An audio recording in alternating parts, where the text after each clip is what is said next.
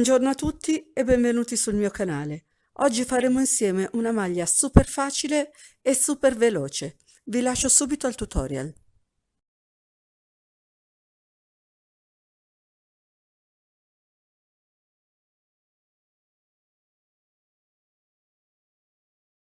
Faremo una maglia senza cuciture sui fianchi, quindi avremo necessità di lavorare in tondo.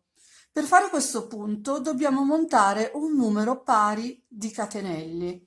Nel mio caso, per 1 metro di circonferenza pari a una taglia ML, a secondo di come si voglia portare, più morbida o più aderente, ho montato 180 catenelle con un uncinetto del numero 4.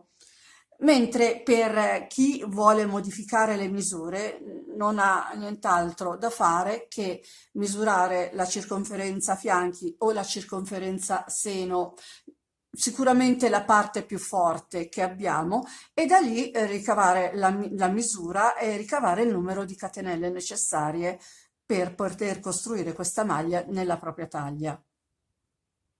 Andiamo a montare le catenelle.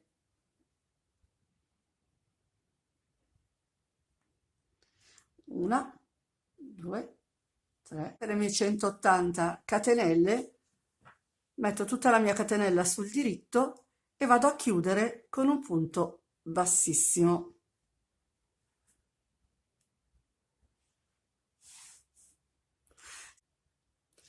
Salgo con 3 catenelle che fungeranno da primo punto alto, faccio una catenella di separazione, filo su un uncinetto, salto una catenella di base ed entro in quella successiva.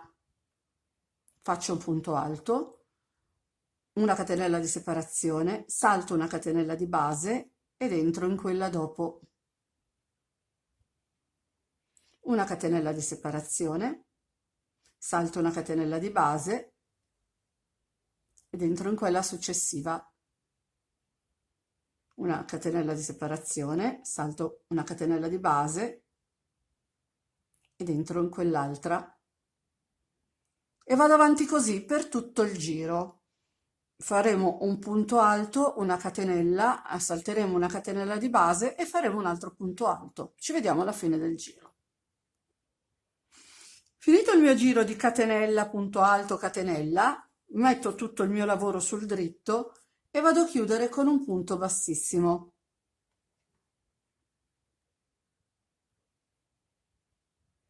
Con un altro punto bassissimo cammino nell'archetto, nel primo archetto che ho a disposizione.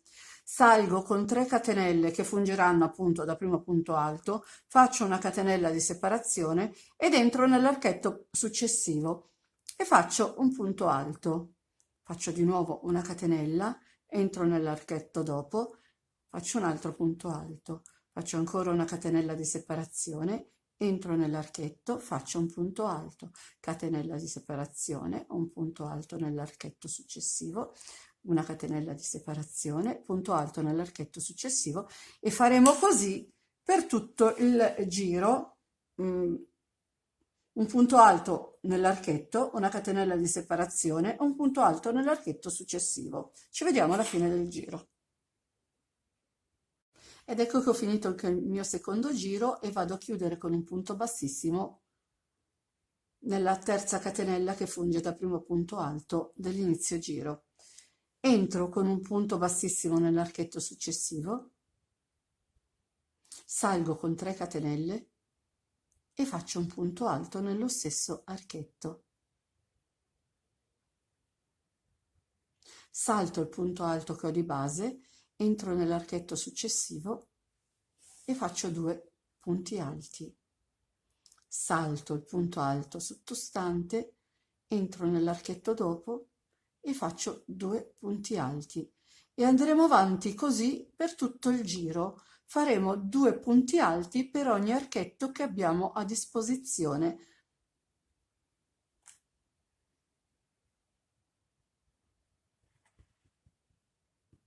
Finito il mio giro di punti alti, vado a chiudere con un punto bassissimo, poi cammino con i punti bassissimi fino ad entrare nello spazio che c'è tra un gruppetto e l'altro di punti alti, non nel punto, ma bensì nello spazio. Faccio un punto bassissimo, salgo con 3 catenelle, faccio una catenella di separazione, filo sull'uncinetto ed entro nello spazio tra i 2 punti alti. Ops. Di nuovo faccio una catenella ed entro nello spazio, faccio un'altra catenella, faccio un punto alto nello spazio tra i 2 punti alti e così via. Andiamo avanti fino alla fine del giro, ricordandoci di non lavorare nel punto, ma bensì nello spazio che c'è tra i 2 gruppetti di punti alti.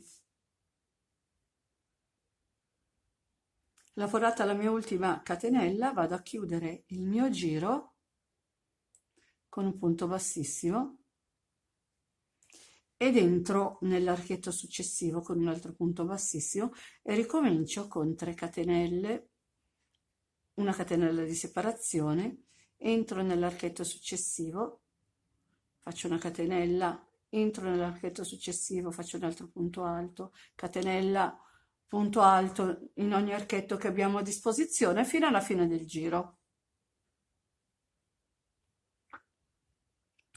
Ed ecco che ho finito anche il mio quinto giro e così ripartiamo da capo. Entriamo con un punto bassissimo nell'archetto successivo, formiamo il nostro primo punto alto con le 3 catenelle, un altro punto alto e andiamo avanti a fare 2 punti alti per ogni archetto che abbiamo a disposizione fino alla fine del nostro giro. Poi ricominceremo da capo con un punto alto e una catenella, ricordandoci di entrare tra i gruppetti di 2 punti alti. Così faremo un punto alto, una catenella, un punto alto, una catenella, poi ancora un giro di punti alti e così via. E io sono arrivata all'altezza che desideravo, cioè di 45 centimetri, per un totale di 14 motivi completi. A questo punto dobbiamo pensare a ricavare l'apertura per le maniche. Cosa ho fatto? Ho semplicemente diviso i punti a metà. Siamo partiti con 180 catenelle, quindi ho contato 90 punti da una parte e 90 punti dall'altra, che ho lavorato con righe di punto alto avanti e indietro. Ne ho lavorate per l'esattezza 14, dopodiché ho ricavato un girocollo. Adesso cominciamo a fare le nostre 14 righe di avanti e indietro, 14 da una parte e 14 dall'altra, ricordando appunto di contare i nostri punti che abbiamo a disposizione e fare la metà esatta. Una volta fatte le 2 metà, entro nel primo punto e comincio a lavorare ai miei punti alti.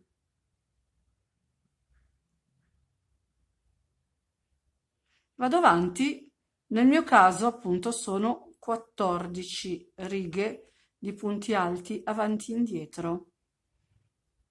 Poi voi in base al filato, in base alla mano, in base alla misura che avete deciso.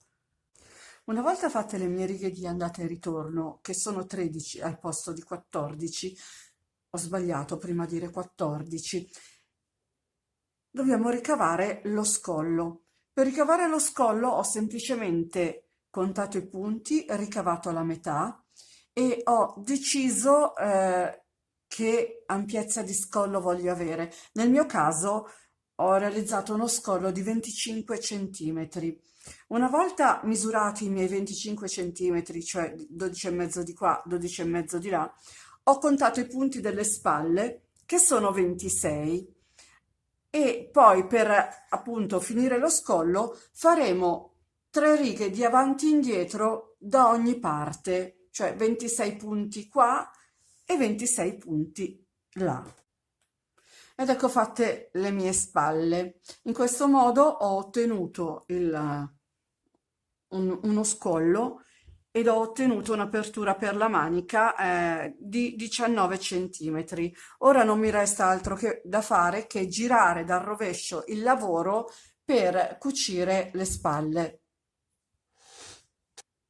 Le spalle io le cucirò a punto basso, prendendo il punto intero di ogni spalla. Prendo il punto di qua, prendo il punto di là e faccio il mio punto basso. Poi ognuno poi è libero di fare come crede, chi preferisce unirle col punto bassissimo, chi preferisce cucire con l'ago. Ecco, ho unito le spalle, adesso dobbiamo passare alle maniche.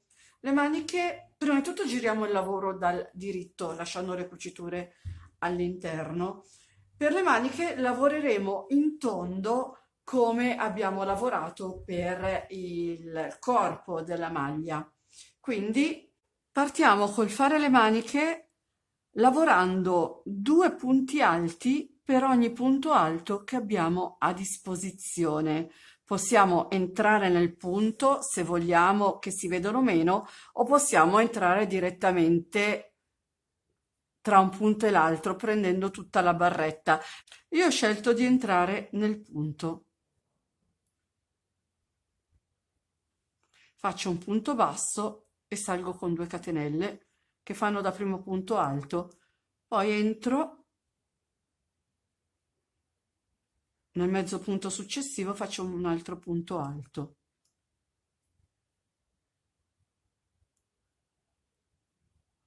E vado avanti così, ricordandomi di fare 2 punti per ogni punto e tenendo presente che questo punto si svolge con un numero pari, quindi dobbiamo avere un giro di punti alti che sia di numero pari.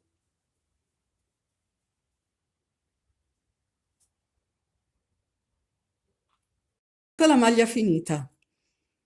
Io ho deciso di fare una manica a 3/4 per la lunghezza di 33 centimetri. La larghezza della manica l'ho lasciata invariata per avere questo effetto anni 70. È un lavoro davvero molto semplice e veloce. Con questo spero che il mio tutorial vi sia piaciuto. Se non siete ancora iscritti al mio canale, fatelo, e se volete restare aggiornati su tutte le novità, attivate la campanellina e vi arriveranno le notifiche.